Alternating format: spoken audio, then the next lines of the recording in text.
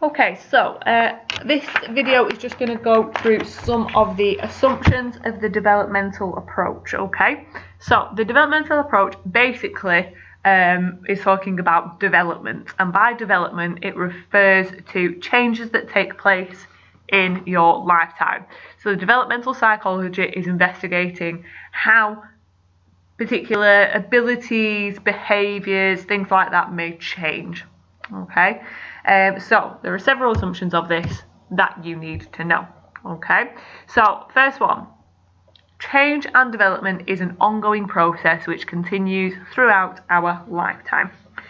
So a lot of developmental research occurs in childhood.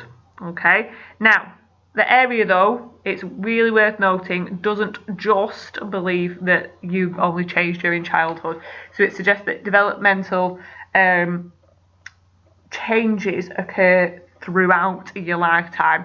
So they do a lot of research on children because that is where a lot of development happens in quite a small period of time.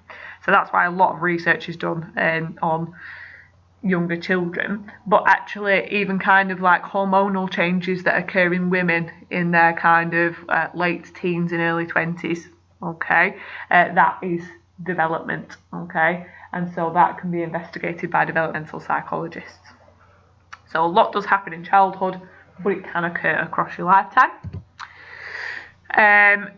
Behaviour may be learned or it may be innate. Okay, so we have looked at the nature-nurture debate before, but the developmental area acknowledges that there is influence of both. Okay, so we have looked at this in previous lessons, but for example, you may say that the ability to communicate is innate, so the development of behaviours such as crying are innate because that's a baby trying to communicate with their caregiver, but it may also be influenced by nurture, so it may be learned. Okay, and for example, that can be seen that a child will learn to kind of speak English or learn baby talk in order to communicate with their parents.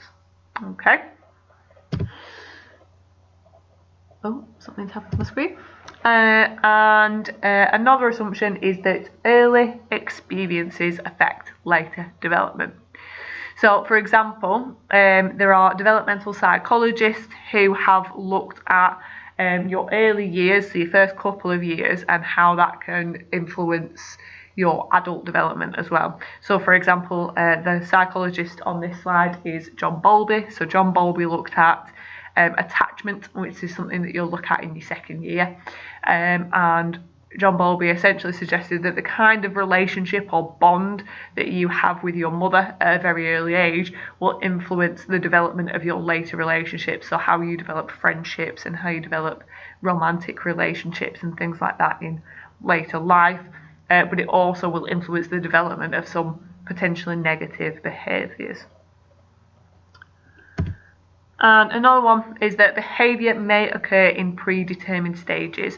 So, for example, you may notice if you've got any kind of young children that are in your family, like young siblings or nieces or nephews, that they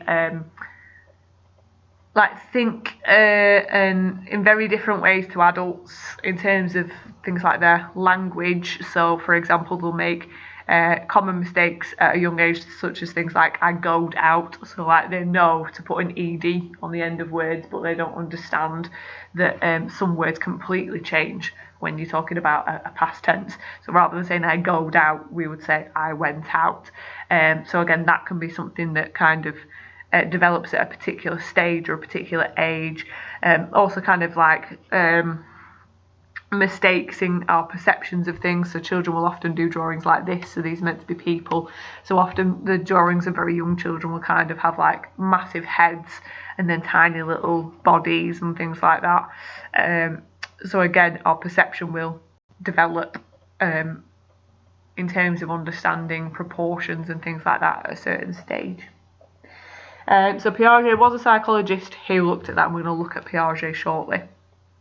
Now, this example of a task is in your booklet. So it does say in a pair, but obviously do this alone.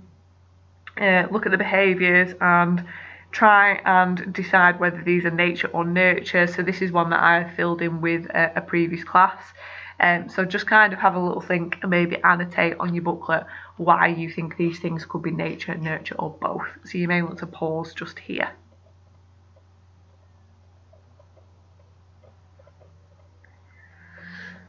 Okay, moving on to task 3, you will want to copy this table out. So Piaget, you can Google Piaget experiments and you will find some good examples of things that they've done. But Piaget, again, is a researcher that you will look at primarily next year, but it's just useful for you to know now, as this really illustrates that last assumption that we looked at, how behaviour will develop in predetermined stages. So Piaget came up with these stages of development, and he said that you will progress through these stages at a particular age, and that is fairly universal. So there are kind of key features of behaviours which you are unable to do in one stage, but then when you reach the next stage you'll be able to do.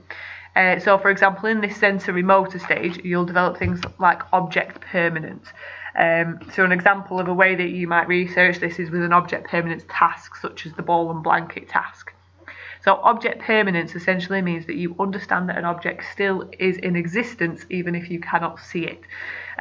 So very young babies, when you're playing peekaboo with a very young baby, if you cover your face with something and then you pull it down and they appear genuinely surprised and happy that you're there, it is because they perceived that you were absent, as in you are actually not there at all when they couldn't see you.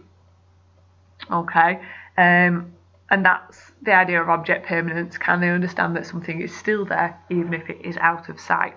So in an object permanence task, you would, for example, get a ball and cover it up with a blanket, and once the child is able to demonstrate and develop object permanence, they would kind of peel back the blanket to reveal the ball. They would attempt to search for the ball under the blanket. Next stage, pre-operational, so something you may develop there, symbolic thinking, but also something called conservation. So conservation is understanding that kind of liquids or volumes or things like that are constant. So for example, if you just look up at the top of the screen here, I've got 1, 2, 3, 4, 5 dots there in blue, and I've got 1, 2, 3, 4, 5 dots in green. So we know that if I asked you the amount of dots that are there in blue and green, are they the same or are they different? You would be able to tell me that they're the same because there's 5 blue and 5 green. And that's because you've developed conservation. If you've not developed conservation, you would potentially look at that and say, actually, there's more green ones because the green line is longer than the blue one.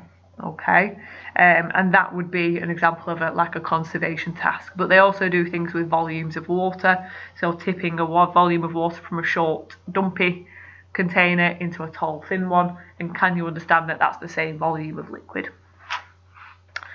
Concrete operational, so things like time, space and quantity are understood and can be applied, but not as independent concepts.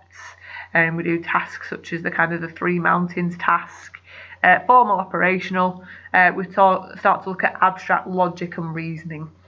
So therefore we will study things like ethics in this.